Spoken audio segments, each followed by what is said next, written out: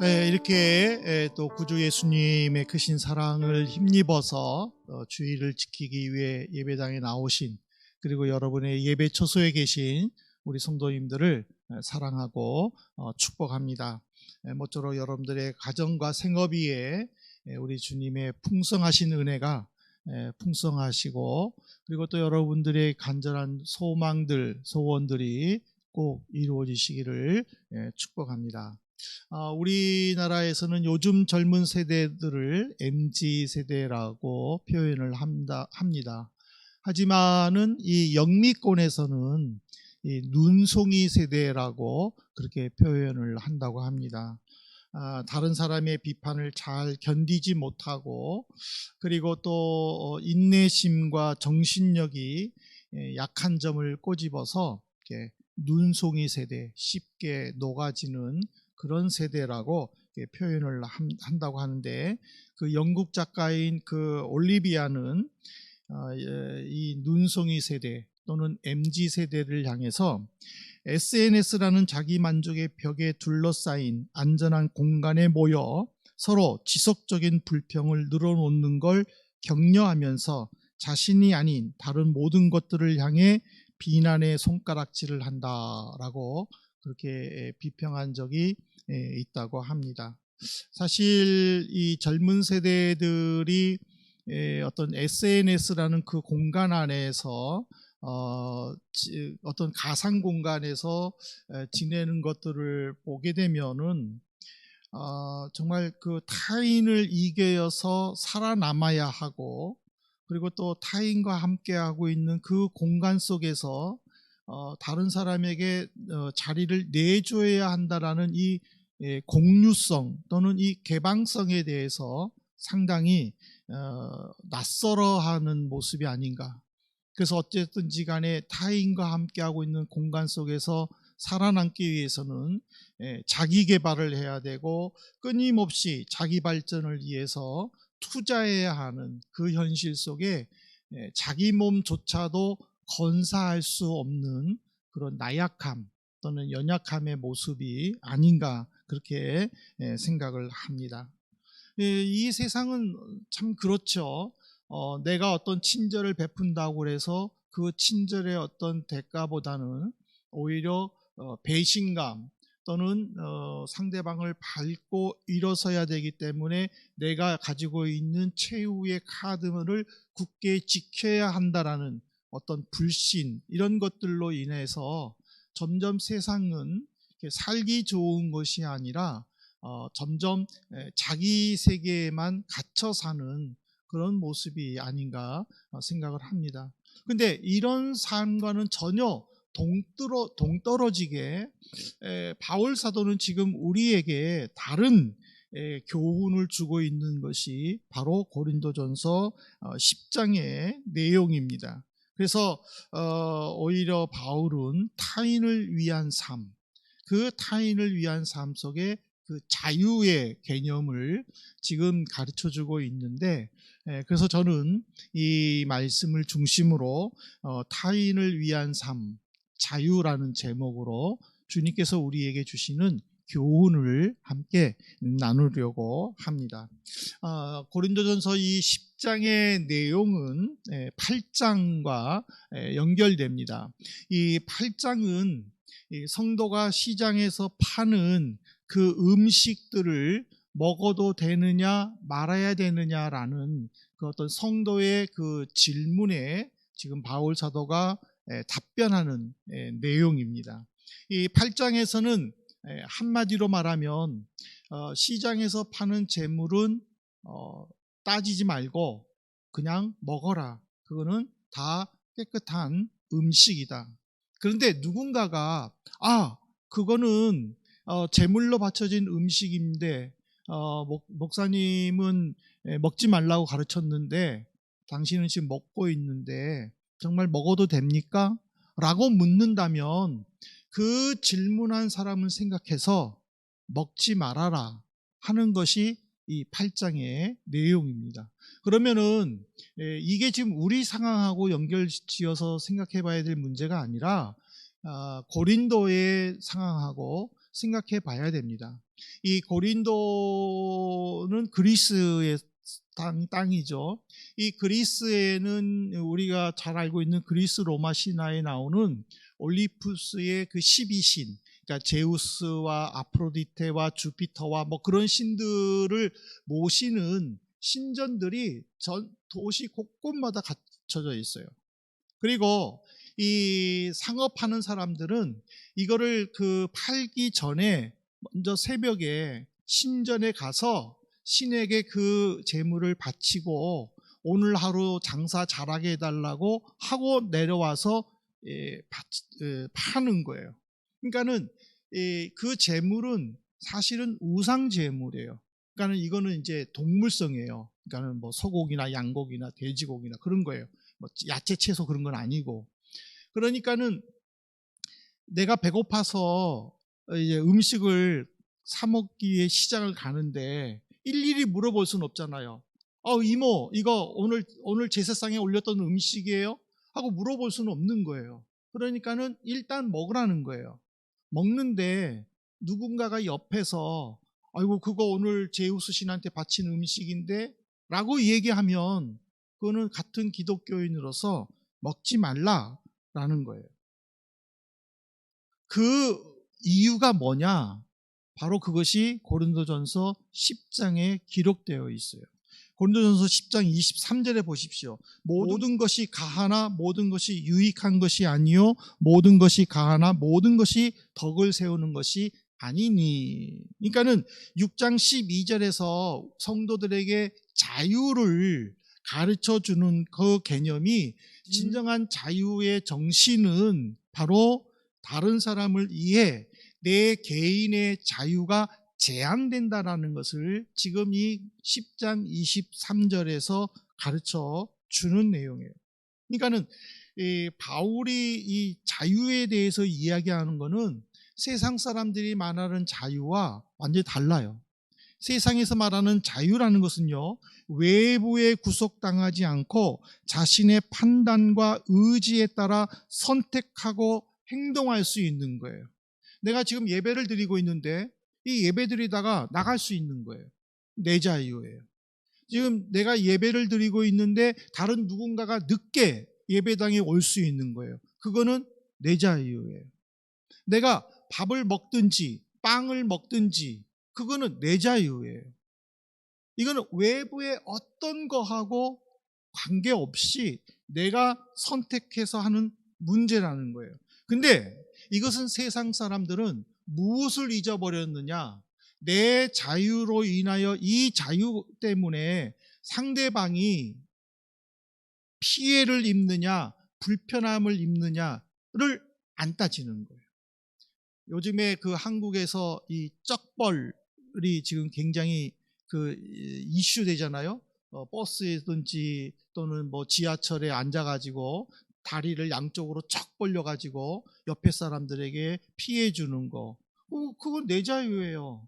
내가 쩍벌을 하든 말든 그게 무슨 상관이야. 내가 다리를 모으고 앉든 내가 쩍벌을 하고 앉든 그게 무슨 상관이에요. 그건 내 자유예요. 그렇지만은 기독교에서는 이 쩍벌로 인해 가지고 옆에 사람에게 피해를 준다면은 나는 쩍벌을 어머니가야 흥분했는가 보네. 내가 쩍벌을 할 수 있는 자유가 있지만 그 쩍벌을 하지 않겠다라는 것이 바울 사도가 우리에게 요구하는 자유의 개념이라는 거예요. 그러니까는 나는 얼마든지 무슨 자유든지 할 수 있는 거예요. 그렇지만 그 자유로 인하여 믿음이 연약한 성도가 시험에 들면은 나는 내 자유를 구속해야겠다. 그리고 바울은 구속하라. 그것이 성도의 실천적인 모습이다. 라고 지금 가르쳐주고 있는 거예요.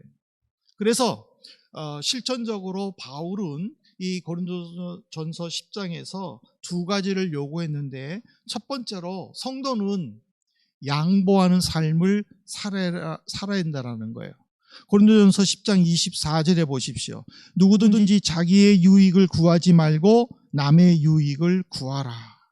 그러니까는 이 성도의 자유는요, 내 유익이 아니라 타인의 유익을 위해서 살아야 된다는 거예요. 창세기 2장 19절을 보실래요? 여호와 하나님이 흙으로 각종 들 짐승과 공중의 각종 새를 지으시고 아담이 무엇이라고 부르나 보시려고 그것들을 그에게로 이끌어 가시니 아담이 각 생물을 부르는 것이 곧 그 이름이 되었더라. 하나님이 짐승들을 만드셨어요. 그리고 그 짐승들의 이름을 지금 우리가 부르고 있는 그 이름을 지금 아담이 지었다라고 지금 증명하는 말씀이에요.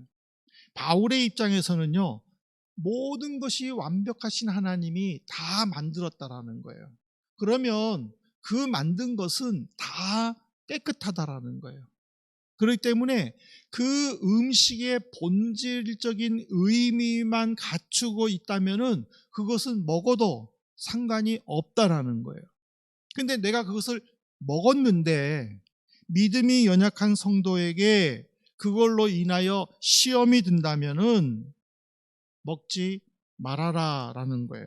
그러니까는 나 자신을 위한 자유가 다른 사람들에게 배려가 돼야 되고 다른 사람들을 제한해서는 안 된다라는 것을 가르쳐 주는 거예요. 여러분들 그 한국 사위로 미국의 그 메릴랜드 주지사 아시죠? 레리 호건. 그 부인이 한국 계통의 호건 유미 호건으로 널리 알려져 있죠. 근데 그분이 쓴 자전적 에세이가 우리가 서로에게 선물이 된다면이라는 책이 나왔어요.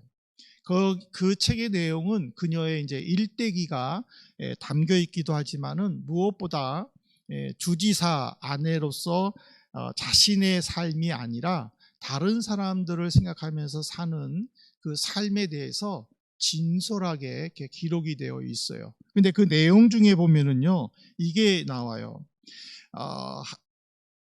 함께 살아가는 이들을 위한 자리를 기꺼이 내주는 삶이 얼마나 아름다운가. 주지사 아내로서 주변의 눈초리 때문이 아니라 자발적으로 타인을 위해 자신의 권리와 자유를 포기하고 과감하게 자리를 내준다는 것이 얼마나 아름다운가. 타인을 위한 삶. 그거를 지금 이 유미호건이 이렇게 기록되어 있어요. 많은 사람들은 그 책을 보면서 참 멋지다. 진짜 저런 삶이 이 시대에는 필요하지라고 고개를 끄덕끄덕해요. 근데 사실은 이 말은 유미호건이 한 건 아니에요. 먼저 누가 했느냐면은 바울 사도가 한 거예요. 바울 사도가. 나는 고기를 먹을 수 있지만 누군가가 내 고기 먹는 모습을 보고 시험에 들면 나는 영원히 고기를 먹지 않겠다. 이게 바울이 얘기한 거예요. 그러니까 바울은 내 자유를 타인을 위해서 제한하겠다라고 말하면서 고린도 교회 성도들에게 가르쳤고 그것이 오늘 이 시대까지 우리에게 오는 교훈이에요. 근데 우리는 사실 이 바울 사도의 이 교훈을 제대로 못 지키는 거예요. 오히려 세상 사람들이 어떤 책에서 그런 문구가 나오면은 그냥 좋다라고 생각을 하는 것이 참 슬픈 현실이에요. 그렇기 때문에 오늘 우리는 다시 한번 내가 어떤 자유를 사용할 수 있지만 내 이 자유가 다른 사람을 위하여 양보할 수 있다라는, 양보해야 된다라고 하는 그 마음가짐, 그 다짐을 우리는 한 번쯤 생각해 봐야 될 것이에요. 이거는 음식뿐만 아니에요. 우리의 기호식품도 마찬가지예요. 성도가 담배 피면 안 됩니까? 성도가 술 마시면 안 됩니까? 성도가 클럽 가면 안 됩니까? 돼요. 내 자유예요. 내가 가겠다는데. 나는 그거 갔다 와도 아무 문제가 없다고 하는데. 돼요. 그러나 누군가가 그거를 보고 야, 쟤는 교회에서 성가대도 하고 뭐 또 하고 그런데 술 마셔?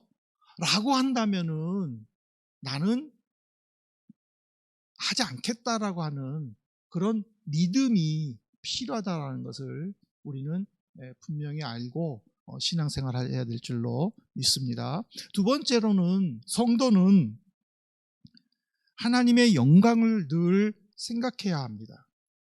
고린도전서 10장 31절 보십시오. 그런즉 너희가 먹든지 마시든지 무엇을 하든지 다 하나님의 영광을 위하여 하라. 이 하나님의 영광이라는 것은요, 그리스도인의 전반적인 삶을 지배하는 기본 원리예요. 그래서 이 바울은 하나님의 영광이라는 것의 이 강조점에는요, 타인의 유익이 담겨 있는 거예요. 그래서 이 타인의 유익 속에 하나님의 영광이 나타날 때에 그거는 진정한 하나님의 영광이라는 거예요. 그냥 내가 개차반처럼 살면서 내가 하나님께 영광을 돌린다, 얼마든지 하나님께 영광 돌릴 수 있는 거예요. 그거는 내 입장에서 하나님의 영광을 돌린다는데 누가 감히 나를 평가해? 라고 판단할 수 있는 거예요. 하지만 그것이 정말 타인에게 유익이 돼서 그와 함께 하나님의 영광을 돌리느냐라는 거예요. 저는 갑자기 오늘 우리 찬양팀하고 다음 주일날 성령 강림 주일에 대해서 곡에 대해서 잠깐 의논을 하다가, 제가 젊었을 때에 학교에서 MT 갔는데 어떤 술 취한 사람이 내게 강 같은 평화를 신나게 부른 거를 봤어요. 직접 목격했어요. 김치찌개 끓인 냄비, 소주병이 이렇게 널려 있고 냄비 뚜껑 두드리면서 내게 강 같은 평화, 내게가. 그래서 저는 그때 이제 막 이제 대학교에 입학한 때여서, 어머, 저게 저 노래야? 막 이렇게 충격을 먹은 적이 있어요. 네. 마찬가지예요. 내가 어떤 노래를 불러도 좋은데 정말 그것이 나만 들떠서 하나님의 영광을 나타내는 거냐, 아니면 그 소리를 듣는 주변에 있는 모든 사람들과 함께 영광을 돌리고 있느냐를 우리는 고민을 해봐야 된다는 거예요. 우리 찬양팀 여기서 참 은혜롭게 준비하고 있지만은 혼자 막 은혜롭게 준비하고 있는데 성도들은 동떨어져 있으면은 같은 믿음의 공동체에서 하나님께 영광을 돌리지만은 그건 어떻게 보면은 타인과 함께하는 영광이 아닐 수도 있다라는 것을 우리는 한번 생각해 봐야 된다는 거죠. 그러니까는 이게 함께 한다라는 것, 같이 한다라는 것, 요즘 MZ 세대들은 조금 어색한 단어일 수도 있지만은, 그러나 기본적으로 성도의 기본 개념 속에는요, 이 어우름, 공유, 함께함, 이거를 통한 하나님의 영광을 우리는 진지하게 고백해 봐야 된다는 거예요. 그래서 하나님도 그렇게 말씀하셨잖아요. 이사야 43장 7절에 보십시오. 내 이름으로 불려지는 모든 자, 곧 내가 내 영광을 위하여 창조한 자를 오게 하라. 그를 내가 지었고 그를 내가 만들었느니라. 하나님의 이름을 부르는 모든 자들을 동서남북에서 다 모은다라는 거예요. 근데 그들은 누구냐라는 거예요. 그들은 타인과 함께 하나님의 영광을 위해 자기의 자유를 제한하는 자들이라는 것을 이 이사야 선지자를 통해서도 분명히 우리에게 가르쳐 주셨다는 사실이에요. 이 한자에 보면은요, 이타적인 삶이 있고요, 이기적인 삶이 있어요. 이타적이라는 것은요, 남을 위하거나 이롭게 하는 것으로 타인의 행복과 이익을 위해서 도덕적인 목표를 삼는 것을 이타적인 삶이라고 그래요. 그러나 이기적인 삶이라는 것은요, 자기 자신만의 이익을 꾀하는 것으로 다른 사람이나 사회 일반의 이익은 전혀 배려하지 않는 거예요. 오직 자기만 고집하는 거예요. 그래서 우리 성도는요, 좋은 사람인 척 하는 사람과 진짜 좋은 사람을 구분할 줄 알아야 돼요. 좋은 사람인 척 하는 것은요, 자기의 이익을 위해서 자신의 숨은 본능을 숨겨요. 그리고 대부분의 사람들은 자신의 본능을 숨기고 겉으로 나타내는 좋은 행동들을 보면서 그 사람에게 금방 빠져요. 그러다가 나중에는 큰 피해를 입어요. 큰 충격을 받아요. 그래서 성도는요, 정말 저 사람이 좋은 사람인지, 정말 저 사람이 지금 좋은 척 하는 사람인지를 구분할 줄 아는 지혜가 있을 때에 이 세상에서 승리할 수 있고 상처받지 않을 수 있다는 거예요. 그렇다면 좋은 사람은 누구일까? 저는 기독교적인 관점에서 생각을 해봤는데, 좋은 사람은요, 기본 베이직이 하나님에 대한 분명한 고백이 있어요. 구원받은 사람의 모습이 삶에서 건강하게 나타나요.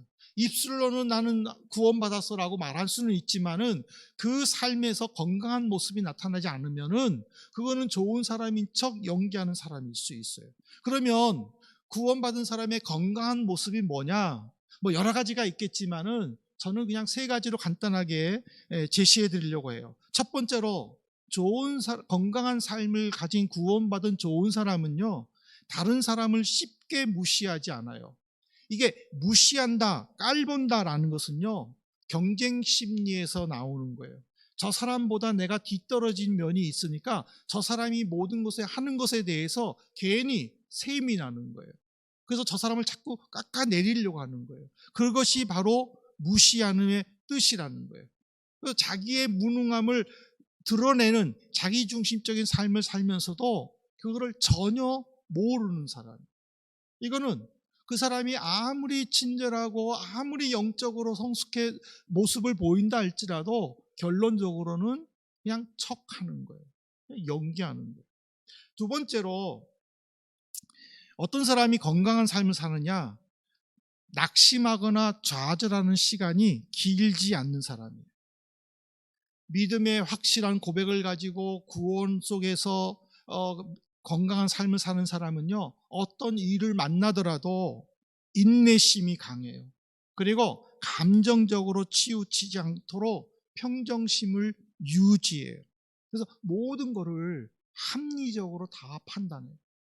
그러나 좋은 사람인 척 연기하는 사람은 안 좋은 일이 있었을 때에 평정심을 잃어버려요.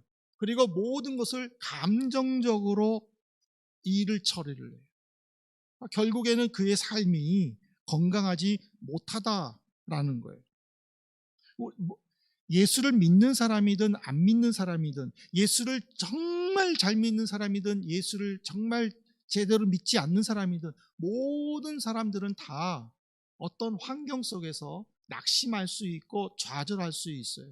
그러나 그 기간이, 그 좌절과 낙심의 시간이 긴가 짧은가를 보면서, 저 사람은 정말 구원받은 사람이구나, 저 사람은 아직 구원에 대한 확신이 없는 사람이구나 하고 판단할 수도 있어요.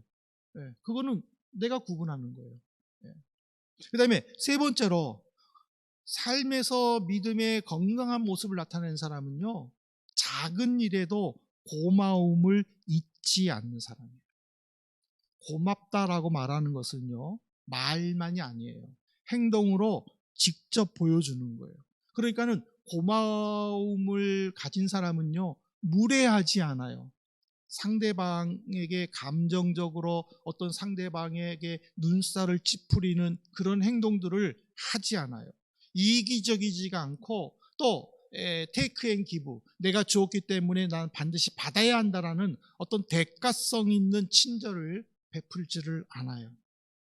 그러니까는 좋은 사람은 그냥 내가 구원받은 자로서 하나님의 영광을 나타내기 위해 타인과 함께 공유하면서 어떻게 하면 같이 믿음 공동체 안에서 하나님의 영광을 나타낼까, 그렇게 생각을 한다라는 거예요. 이거를 지금 우리는요, 깊이 점검해 봐야 돼요. 왜냐하면 우리는 사람들은 쉽게 속일 수 있어요. 저렇게 열심히네, 저렇게 정말 믿음의 성숙한 모습을 보이네. 그러나 하나님은 이미 그 사람을 판단하고 있다라는 거예요. 이 때문에 하나님을 속일 수 없다라는 거예요. 이제 말씀 맺겠습니다. 사랑하는 성도 여러분, 아까 제가 메릴랜드 주 이야기했잖아요.